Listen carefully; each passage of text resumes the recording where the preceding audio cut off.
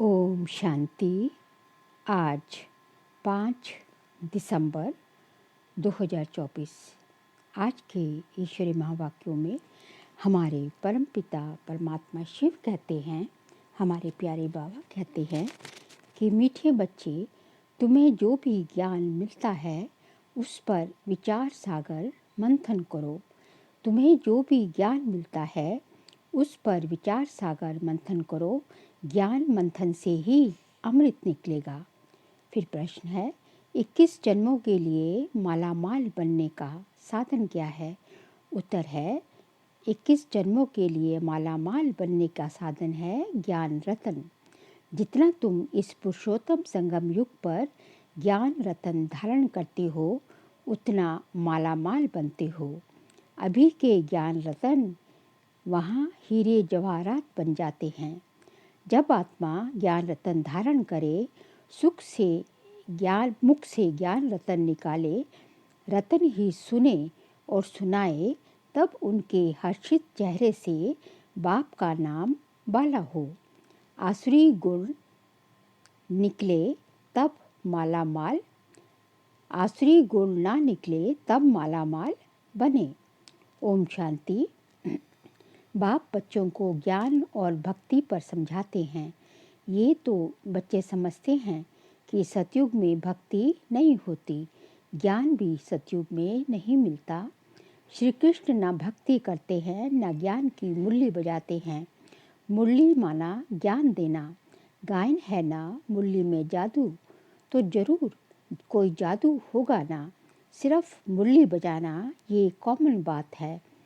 फ़कीर लोग भी मुरली बजाते हैं, इसमें तो ज्ञान का जादू है। अज्ञान को जादू नहीं कहेंगे।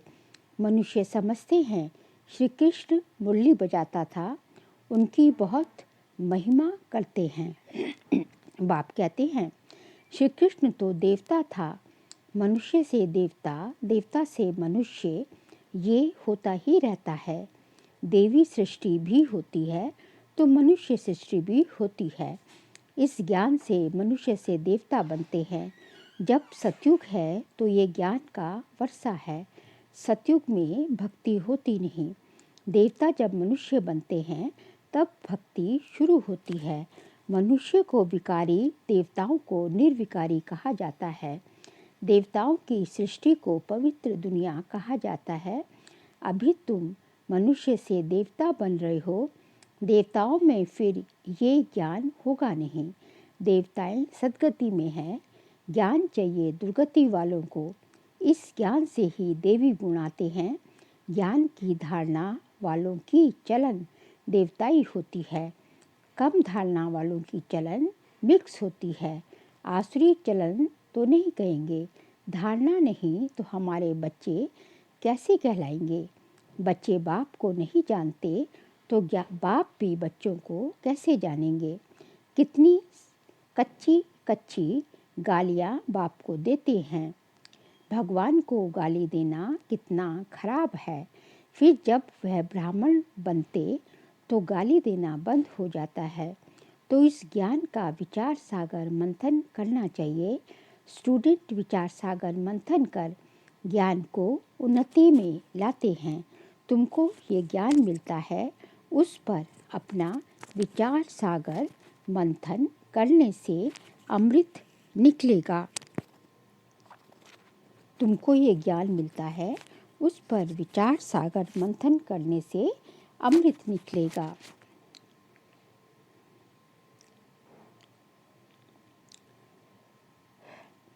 विचार सागर मंथन नहीं होगा तो क्या मंथन होगा? आसुरी विचार मंथन, जिसमें किचड़ा ही निकलता है। अभी तुम ईश्वरी स्टूडेंट हो, जानते हो मनुष्य से देवता बनने की पढ़ाई बाप पढ़ा रहे हैं। देवता तो नहीं पढ़ाएंगे। देवताओं को कभी ज्ञान का सागर नहीं कहा जाता। बाप ही ज्ञान का सागर है। तो अपने से पूछना चाहिए, हमारे में सभी देवी गुण हैं? अगर आसुरी गुण हैं तो उसे निकाल देना चाहिए, तभी देवता बनेंगे। अभी तुम हो पुरुषोत्तम संगम युग पर, पुरुषोत्तम बन रहे हो तो वातावरण भी बहुत अच्छा होना चाहिए। छीछी बातें मुख से नहीं निकलनी चाहिए, नहीं तो कहा जाएगा कम दर्जे का है। वातावरण से झट पता पड़ जाता है। मुख से वचन ही दुख देने वाले निकलते हैं। तुम बच्चों को बाप का नाम बाला करना है। सदैव मुखड़ा हर्षित रहना चाहिए, मुख से सदैव रत्न ही निकले। ये लक्ष्मी नारायण कितने हर्षित मुख हैं। इनकी आत्मा ने ज्ञान रतन धारण किए थे, मुख से ये रतन निकाले थे, रतन ही सुनते सुनाते थे। कितनी खुशी रहनी चाहिए। अभी तुम जो ज्ञान रतन लेते हो वह फिर सच्चे हीरे जवाहरात बन जाते हैं। 9 रत्नों की माला कोई हीरे जवाहरात की नहीं, इन चैतन्य रत्नों की माला है। मनुष्य लोग फिर वह रतन समझ अंगूठियाँ आदि पहनते हैं। ज्ञान रत्नों की माला इस पुरुषोत्तम संगम युग पर ही बनती है। ये रतन ही 21 जन्मों के लिए मालामाल बना देते हैं, जिसको कोई लूट ना सके। यहाँ पहनो तो झट कोई लूट लेंगे। तो अपने को बहुत बहुत समझदार बनाना है। आसुरी गुणों को निकालना है। आसुरी गुण वाले ही की शक्ल ही ऐसी हो जाती है। क्रोध में तो लाल तांबा मिसल हो जाते हैं।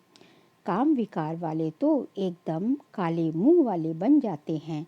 श्री कृष्ण को भी काला दिखाते हैं ना। विकारों के कारण ही गोरे से सांवरा बन गया। तुम बच्चों को हर एक बात का विचार सागर मंथन करना चाहिए। ये पढ़ाई है बहुत धन पाने की। तुम बच्चों का सुना हुआ है, क्वीन विक्टोरिया का वजीर पहले बहुत गरीब था, दिया जलाकर पढ़ता था, परंतु वह पढ़ाई कोई रत्न थोड़ी ही है। नॉलेज पढ़कर पूरा पोजीशन पा लेते हैं। तो पढ़ाई काम आई ना कि पैसा। पढ़ाई ही धन है, वह है हद का, ये है बेहद का धन। अभी तुम समझते हो बाप हमको पढ़ाकर विश्व का मालिक बना देते हैं। वहाँ तो धन कमाने के लिए पढ़ाई नहीं पढ़ेंगे, वहाँ तो अभी के पुरुषार्थ से अथाह धन मिलता है। धन अविनाशी बन जाता है। देवताओं के पास बहुत धन था, फिर वाम मार्ग रावण मार्ग में आते हैं तो भी कितना धन था, कितने मंदिर बनाए, फिर बाद में मुसलमानों ने लूटा, कितने धनवान थे। आजकल की पढ़ाई से इतना धनवान नहीं बन सकते हैं। तो इस पढ़ाई से देखो मनुष्य क्या बन जाते हैं, गरीब से साहूकार। अभी भारत देखो कितना गरीब है। नाम के साहूकार भी जो हैं उनको तो फुर्सत ही नहीं। अपने धन पोजीशन का कितना अहंकार होता है। इसमें अहंकार आदि मिट जाना चाहिए। हम आत्मा हैं। आत्मा के पास धन दौलत हीरे जवाहरात आदि कुछ भी नहीं है। बाप कहते हैं, मीठे बच्चे, देह सहित देह के सभी संबंध छोड़ो। आत्मा शरीर छोड़ती है तो फिर साहूकारी आदि सब खत्म हो जाती है। फिर जब नए सिरे से पढ़े, धन कमाएं, तब धनवान बने। या तो दान पुण्य अच्छा किया होगा तो साहूकार के घर में जन्म लेंगे। कहते हैं ये पास्ट कर्मों का फल है। नॉलेज का दान दिया है, व कॉलेज धर्मशाला आदि बनाई है तो उसका फल मिलता है, परंतु अल्पकाल के लिए। ये दान पुण्य आदि भी यहाँ किया जाता है, सतयुग में नहीं किया जाता। सतयुग में अच्छे ही कर्म होते हैं, क्योंकि अभी का वर्षा मिला हुआ है। वहाँ कोई भी कर्म विकर्म नहीं बनेगा, क्योंकि रावण ही नहीं। विकारों में जाने से विकारी कर्म बन जाते हैं, विकार से विकर्म बनते हैं। स्वर्ग में विकर्म कोई होता नहीं, सारा मदार कर्मों पर है। ये माया रावण अवगुणी बनाता है, बाप आकर सर्वगुण संपन्न बनाते हैं। रामवंशी और रावण वंशी की युद्ध चलती है। तुम राम के बच्चे हो, कितने अच्छे अच्छे बच्चे माया से हार खा लेते हैं। बाबा नाम नहीं बताते हैं, फिर भी उम्मीद रखते हैं। अधम ते अधम का उद्धार करना होता है। बाप को सारे विश्व का उद्धार करना है। रावण के राज्य में सभी अधर्म गति को पाए हुए हैं। बाप तो बचने और बचाने की युक्तियाँ रोज रोज समझाते रहते हैं, फिर भी गिरते हैं तो अधम ते अधम बन जाते हैं। वह फिर इतना चढ़ नहीं सकते हैं। वह अधमपना अंदर खाता रहेगा। जैसे कहते हो, अंतकाल जो स्त्री सिमरे बरबर योनि पाए। उनकी बुद्धि में वह अधमपना ही याद आता रहेगा। तो बाप बैठ बच्चों को समझाते हैं, कल्प कल्प तुम ही सुनते हो सृष्टि का चक्र कैसे फिरता है। जानवर तो नहीं जानेंगे ना, तुम ही सुनते हो और समझाते हो। मनुष्य तो मनुष्य ही है। इन लक्ष्मी नारायण को भी नाक कान आदि सभी हैं, फिर भी मनुष्य है ना, परंतु देवी गुण हैं, इसलिए उन्हें देवता कहा जाता है। वह ऐसा देवता कैसे बनते हैं, फिर कैसे गिरते हैं, इस चक्र का तुम्हें ही पता है। जो विचार सागर मंथन करते रहेंगे उनको ही धारणा होगी। जो विचार सागर मंथन नहीं करते उन्हें बुद्धू कहेंगे। मुरली चलाने वाले का विचार सागर मंथन चलता रहेगा। इस टॉपिक पर ये समझाना है, उम्मीद रखी जाती है। अभी नहीं समझेंगे परंतु आगे चलकर जरूर समझेंगे। उम्मीद रखना माना सर्विस का शौक है, थकना नहीं है। भल कोई चढ़कर फिर अधम बना है, अगर जाता है तो स्नेह से बिठाएंगे, ना वा कहेंगे चले जाओ। हालचाल पूछना पड़े, इतने दिन कहाँ रहे, क्यों नहीं आए, कहेंगे ना माया से हार खा लिया। समझते भी हैं ज्ञान बड़ा अच्छा है, स्मृति तो रहती है ना। भक्ति में तो हार जीत पाने की बात ही नहीं।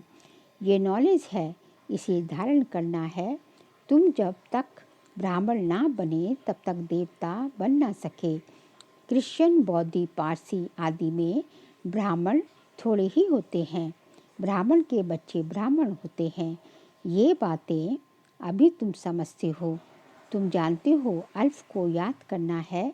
अल्फ को याद करने से बेबादशाही मिलती है। जब कोई मिले तो बोलो अल्फ अल्लाह को याद करो। अल्फ को ही ऊंच कहा जाता है। उंगली से अल्फ तरफ इशारा करते हैं। सीधा ही सीधा अल्फ है। अल्फ को एक भी कहा जाता है। एक ही भगवान है, बाकी सभी है बच्चे। बाप को अल्फ कहा जाता है। बाप ज्ञान भी देते हैं, अपना बच्चा भी बनाते हैं। तो तुम बच्चों को कितनी खुशी में रहना चाहिए। बाबा हमारी कितनी सेवा करते हैं, विश्व का मालिक बनाते हैं, फिर खुद उस पवित्र दुनिया में आते भी नहीं। पावन दुनिया में कोई उनको बुलाते ही नहीं, पतित दुनिया में ही बुलाते हैं। पावन दुनिया में आकर क्या करेंगे, उनका नाम ही है पतित पावन। तो पुरानी दुनिया को पावन दुनिया बनाना उनकी ड्यूटी है। बाप का नाम ही है शिव। बच्चों को शालिग्राम कहा जाता है। दोनों की पूजा होती है, परंतु पूजा करने वालों को कुछ भी पता नहीं है। बस एक रस्म रिवाज बना दी है। पूजा की देवियों के भी फर्स्ट क्लास हीरे मोतियों के महल आदि बनाते हैं, पूजा करते हैं। वह तो मिट्टी के लिए, वह तो मिट्टी का लिंग बनाया और तोड़ा। बनाने में मेहनत नहीं लगती है। देवियों को बनाने में मेहनत लगती है। उनकी शिव बाबा की पूजा में मेहनत नहीं लगती, मुफ्त में मिलता है। पत्थर पानी में घिस घिस कर गोल बन जाता है, पूरा अंडाकार बना देते हैं। कहते भी हैं अंडे मिसल आत्मा है जो ब्रह्म तत्व में रहती है, इसलिए उनको ब्रह्मांड कहते हैं। तुम ब्रह्मांड के और विश्व के भी मालिक बनते हो। तो पहले समझानी देनी है एक बाप की। शिव को बाबा कह सभी याद करते हैं, दूसरा ब्रह्मा को भी याद करते हैं। प्रजापिता है तो सारी प्रजा का पिता हुआ ना। Great great grandfather. ये सारा ज्ञान अभी तुम बच्चों में है। प्रजापिता ब्रह्मा तो कहते बहुत हैं, परंतु यथार्थ रीति जानते कोई नहीं। ब्रह्मा किसका बच्चा है? तुम कहेंगे परमपिता परमात्मा का। शिव बाबा ने इनको अडॉप्ट किया है, तो ये शरीरधारी हुआ ना। ईश्वर की सभी औलाद हैं। फिर जब शरीर मिलता है तो प्रजापिता ब्रह्मा की एडॉप्शन कहते हैं। वह एडॉप्शन नहीं। क्या आत्माओं को परमपिता परमात्मा ने अडॉप्ट किया है? नहीं, तुमको अडॉप्ट किया है। अभी तुम हो ब्रह्मा कुमार कुमारियाँ। शिव बाबा अडॉप्ट नहीं करते हैं। सभी आत्माएं अनादि अविनाशी हैं। सभी आत्माओं को अपना अपना शरीर, अपना अपना पाठ मिला हुआ है, जो बजाना ही है। ये पाठ ही अनादि अविनाशी परंपरा से चला आता है। उनका आदि अंत नहीं कहा जाता। अच्छा, मीठे मीठे सिक्के लदे बच्चों प्रति माता पिता बाप दादा का याद प्यार और गुड मॉर्निंग। रूहानी बाप की रूहानी बच्चों को नमस्ते। हम रूहानी बच्चों की रूहानी बाप दादा को नमस्ते नमस्ते नमस्ते। सार के लिए पॉइंट्स है, अपनी साहूकारी पोजीशन आदि का अहंकार मिटा देना है। अविनाशी ज्ञान धन से स्वयं को माला माल बनाना है। सर्विस में कभी भी थकना नहीं है। सेकंड पॉइंट, वातावरण को अच्छा रखने के लिए मुख से सदैव रत्न निकालने हैं। दुख देने वाले बोल ना निकले, ये ख्याल रखना है। हर्षित मुख रहना है। आज का बाबा का वरदान है, कैसे भी वायुमंडल में मन बुद्धि को सेकंड में एकाग्र करने वाले सर्वशक्ति संपन्न भव। कैसे भी वायुमंडल में मन बुद्धि को एक सेकंड में एकाग्र करने वाले सर्वशक्ति संपन्न भव। बाप दादा ने सभी बच्चों को सर्वशक्तियाँ वर्षे में दी हैं। याद की शक्ति का अर्थ है मन बुद्धि को जहाँ लगाना चाहो वहाँ लग जाए। कैसे भी वायुमंडल के बीच अपनी मन बुद्धि को सेकंड में एकाग्र कर लो। परिस्थिति हलचल की हो, वायुमंडल तमोगुणी हो, माया अपना बनाने का प्रयत्न कर रही हो, फिर भी सेकंड में एकाग्र हो जाओ। ऐसी कंट्रोलिंग पावर हो, तब कहेंगे सर्वशक्ति संपन्न। स्लोगन है, विश्व कल्याण की जिम्मेवारी और पवित्रता की लाइट का ताज पहनने वाले ही डबल ताजधारी हैं। विश्व कल्याण की जिम्मेवारी और पवित्रता की लाइट का ताज धारण करने वाले ही डबल ताजधारी बनते हैं। बाबा कहते हैं, एक तो विश्व कल्याण की जिम्मेवारी का ताज और दूसरा पवित्रता का ताज है। जिन्होंने ये दोनों ताज पहना है वही जो है डबल ताजधारी बनते हैं। एक जो है जिम्मेवारी का ताज और दूसरा पवित्रता की। जो यहाँ जिम्मेवारी का ताज है वो वहाँ क्या है, भविष्य राज्य अधिकारी बन जाते हैं। अच्छा, ओम शांति।